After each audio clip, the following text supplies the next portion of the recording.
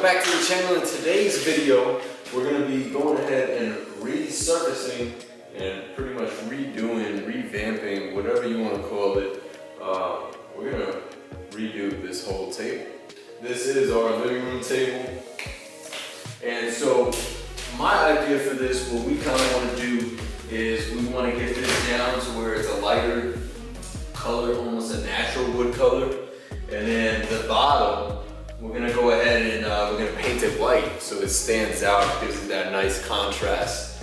A lot of the wood pieces in our home are natural color. So with this being lighter, that's gonna make everything kind of come together and look more fluid all throughout the home. So yeah, stay tuned guys, and we're gonna get down to it. So we actually picked this table up used a few months ago when we lived in San Antonio, Texas. We got it off of Craigslist, I believe it was, for about $20, which is a pretty solid buy considering it is solid wood. And then what you see here is just a few of the materials that we used during the making of this video. Key note, not all the materials that are shown were actually used.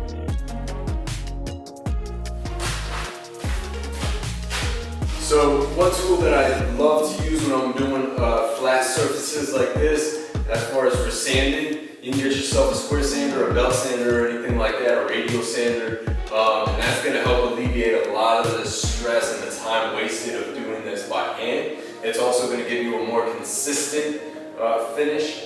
So this one is a Black & Decker sander, and you just go ahead and throw the pads on there, install them with the clips, clamp them down, and you're ready to go. You don't want to use this on any fine detail or any curvature like these pedestal legs that this table has, because that's going to flatten out a lot of the detail and you don't want that. So really use it for the top and any flat surfaces that you have, and that's going to make things easier. So yeah. So we're going to get started here. We're going to do a 60 grit paper. That's a very abrasive print paper, and that's going to get us all the way down to that natural wood.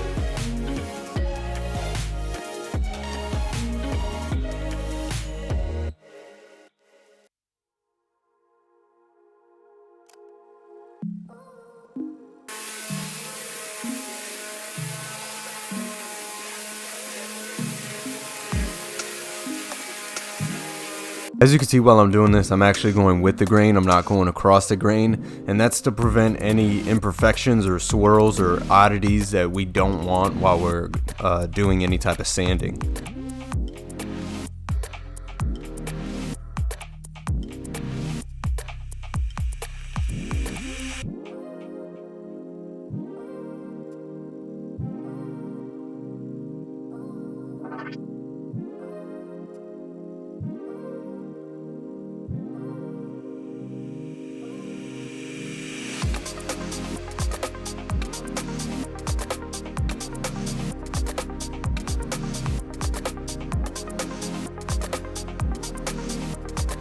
So we're just finishing up with the 60 grit, getting it down to that natural wood, give us that nice beautiful natural color.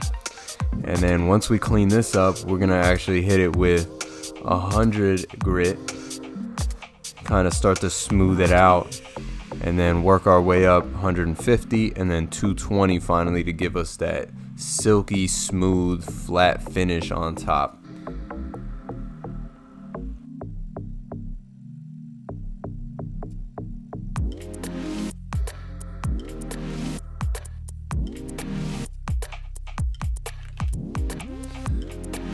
So as you can see, we went ahead and took care of the side trim work.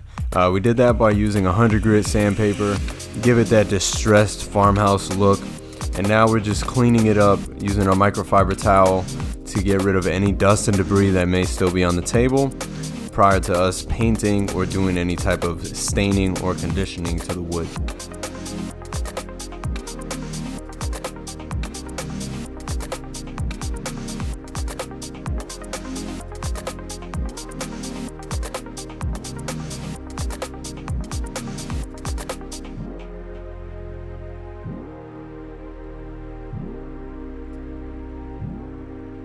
Next up, it's time for us to disassemble the top from the base.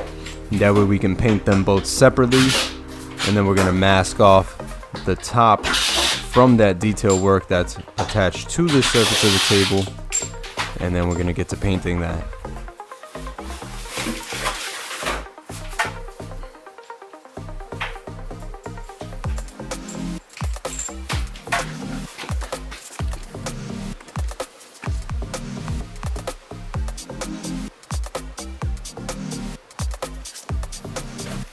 Alright, so next what I'm going to do is I'm going to go ahead and I'm going to tape off all of this, and I'm just going to leave this detailing exposed, and I'm going to go ahead and spray that with our white.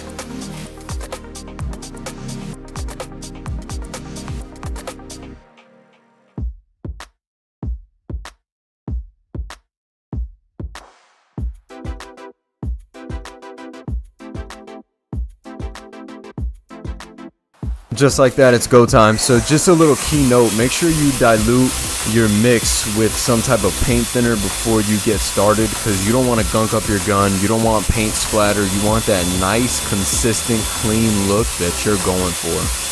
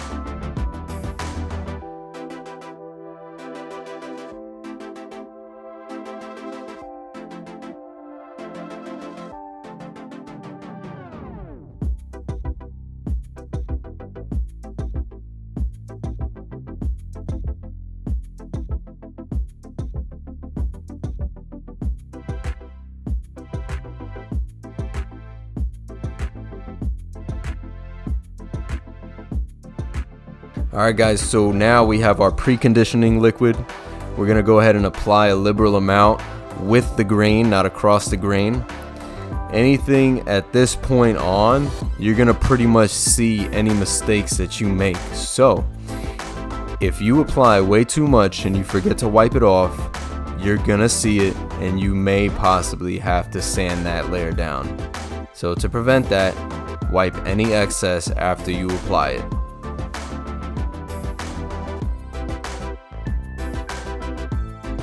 You know, let's just take a quick second and appreciate the beautiful natural wood color that has come up. I love it. You gotta love it. I know you love it.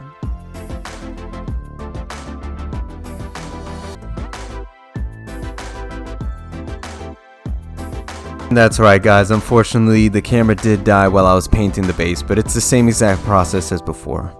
So, this is the end result. I'm super satisfied. My wife loves it. This is exactly what we had in mind. And just know that you can do this exact same process with any piece of furniture so long as it's hardwood and you have it at home.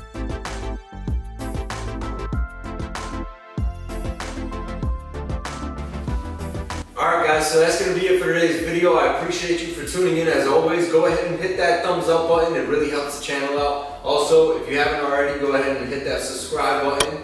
And I'm going to get this set up in the living room. And I'll see you guys in the next video. Peace.